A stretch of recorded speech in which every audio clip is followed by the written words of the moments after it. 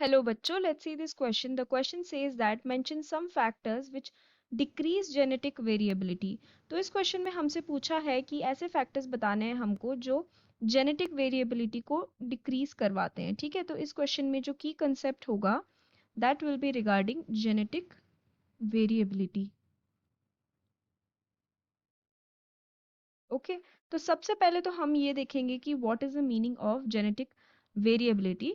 So it is the tendency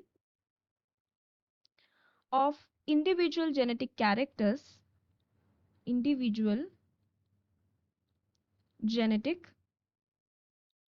characteristics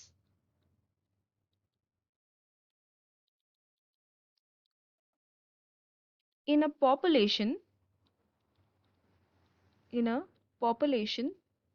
to vary from one another. तो इसका मतलब ये है कि it is the tendency of genetic characteristics. एक पॉपुलेशन के अंदर जो जेनेटिक कैरेक्टरिस्टिक्स होता है वो कितना एक दूसरे से वेरी करता है, that is nothing but the genetic variability. इसको हम दूसरे शब्दों में अगर समझाना चाहें तो it is the potential of a genotype. एक पर्टिकुलर जीनोटाइप का पोटेंशियल होता है टू चेंज और deviate when exposed to environmental और अदर जेनेटिक फैक्टर्स. तो इन्हीं जेनेटिक या इन्वायरमेंटल फैक्टर्स की बात की गई है जो हमें अभी लिस्ट आउट करनी है. तो बेसिकली जब इन फैक्टर्स के कारण जो जीनोटाइप होता है वो चेंज होता है, that is nothing but genetic variability to create more genetic variations. Okay, तो यहाँ पे पूछा गया है स्पेसिफिकली ऐसे फैक्टर्स के बारे में जो जेनेटिक वेरिएबिलिटी को डिक्रीज करवाता है. यानी कि जो पॉपुलेशन के अंदर जो जेनेटिक कैरेक्टरिस्टिक्स है वो एक दूसरे से कम वेरी करते हैं, कम वेरिएशंस प्रोड्यूस होते हैं. ठीक है, तो ऐसे फैक्टर्स हमें लिस्ट आउट करने हैं. तो फर्स्ट फैक्टर यहाँ पे आ जाएगा इन ब्रीडिंग.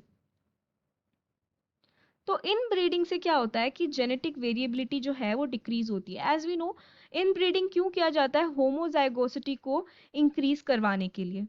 ठीक है, homozygosity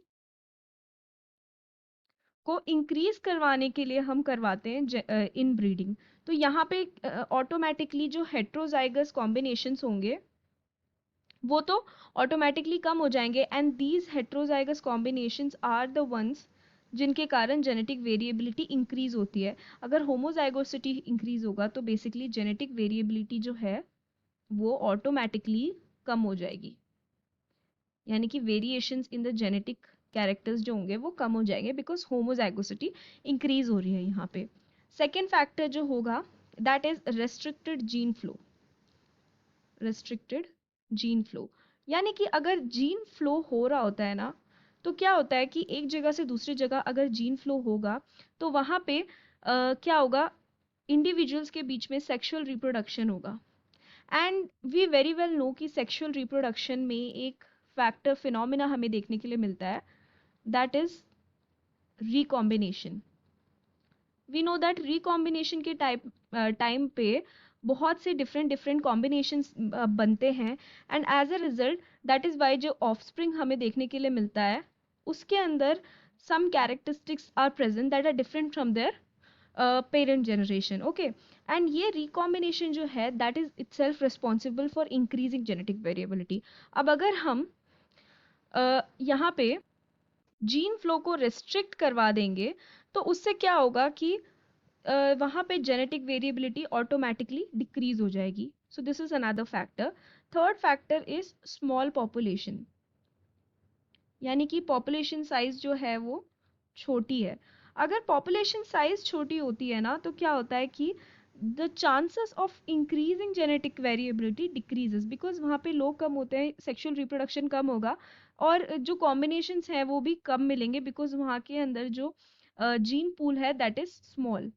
okay, gene pool small होने के कारण क्या होगा कि वहाँ पे कॉम्बिनेशंस भी कम बनेंगे एंड एज अ रिजल्ट क्या होगा कि जो जेनेटिक वेरिएबिलिटी है वो भी कम रहेगी.